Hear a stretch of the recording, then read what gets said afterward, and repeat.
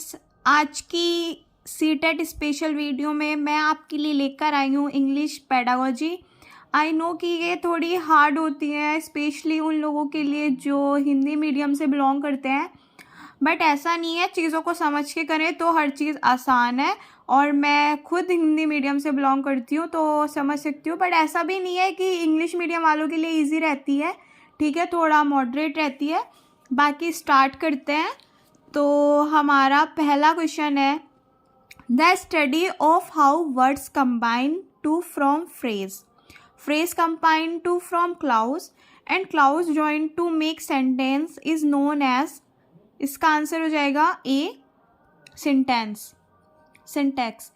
English language has consonant sounds, so English language में 24 consonant sounds होता है। ये आपको याद रखना है, इंपॉर्टेंट क्वेश्चन है।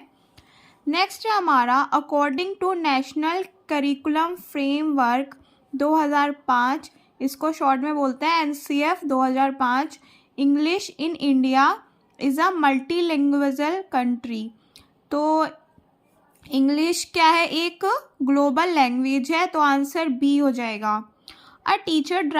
नेक्स्ट है, a teacher divide the class in small groups and ask them to discuss the present their views on safe environment. Students are free to plan and present their choice creativity.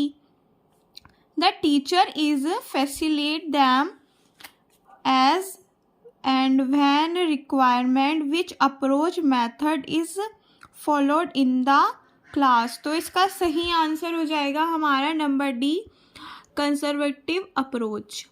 हमारा next question है, अ teacher of class 4th bought some interesting books and distribute them among the students. Then she said, today let's have fun and read these books for our pleasure. This reading is called. तो teacher ने क्या करा, books दी अपने students को और कहा आज इसको अपने प्लेजर के लिए, अपने मज़े के लिए पढ़ते हैं। तो इस तरह की जो रीडिंग है वो क्या कहलाती है? तो इस तरह की रीडिंग हमारी कहलाती है एक्सटेंसिव रीडिंग। तो और अगर जैसे कि हम किसी लक्ष्य की प्राप्ति के लिए किसी चीज़ को पढ़ रहे होते हैं तो वो हमारी कहलाती है इंटेंसिव रीडिंग। इसको याद रखेंगे गाइस। और हमारा नेक्स्ट है, अ 2.5-year-old child picks up his sibling's book and look at the picture. Tell a story. The child is. तो चाइल्ड जो है वो है अमरजेटिंग रीडर। तो आंसर बी करेक्ट हो जाएगा। नेक्स्ट है हमारा, a teacher of class 3rd finds that some students understand the concept more clearly when she explains them orally. Their learning style is. तो जब टीचर ओरली समझाती है तो उसे बच्चे ज़्यादा अच्छे से समझते हैं। तो टीचर का लर्निंग स्टाइल क्या होना चाहिए? तो इसका आंसर हो जाएगा D, auditory.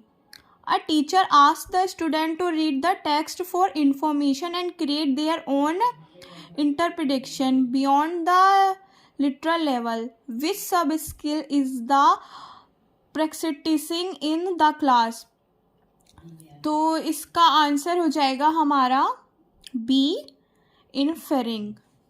Storytelling and listening to stories play a important role because stories, इसका आंसर हो जाएगा हमारा B, present language as a whole.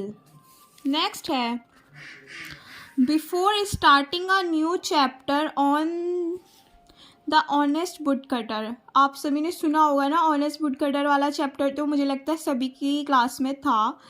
The teacher start a discussion with the student on honesty. What is the teacher trying to achieve with this activity. तो इस activity से teacher क्या achieve करना चाहती है? तो इसका करेक्ट आंसर हो जाएगा हमारा B, activate student previous knowledge. तो इससे जो है टीचर स्टूडेंट्स की प्रीवियस नॉलेज को जानना चाहती है कि बच्चे को क्या नॉलेज है ऑनेस्टी को लेकर। नेक्स्ट है हमारा, a child got admission to a new school. The teacher was surprise to see that she would speak 4 languages. Fluently but could not speak in English, she is a. तो इसका answer हो जाएगा हमारा B, multilingual. A student of class 5th while reading a chapter finds some difficult and unfamiliar word and it is not able to get the meaning of those words he should। तो इसका answer हो जाएगा हमारा B, guess the meaning in content। Next है हमारा a teacher of class 5th wish to teach a complex language structure from the syllabus she would. तो इसका answer हो जाएगा हमारा C, use a grammar game with a focus on the complex structure.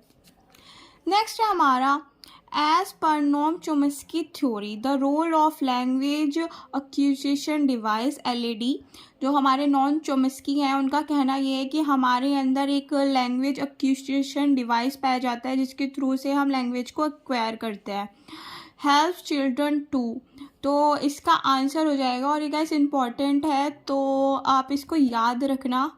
इसका answer हो जाएगा हमारा number B, generate grammar rules.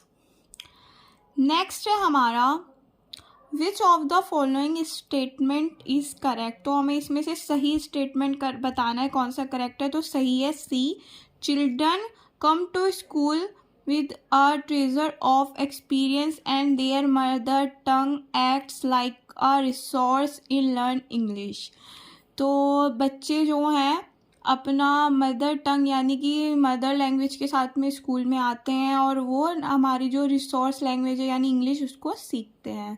ठीक है गाइस, थैंक यू। मुझे लगता है आपको वीडियो पसंद आई होगी। प्लीज़ चैनल को लाइक कीजिए और ऐसी वीडियो के लिए सब्सक्राइब कीजिए। Thank you.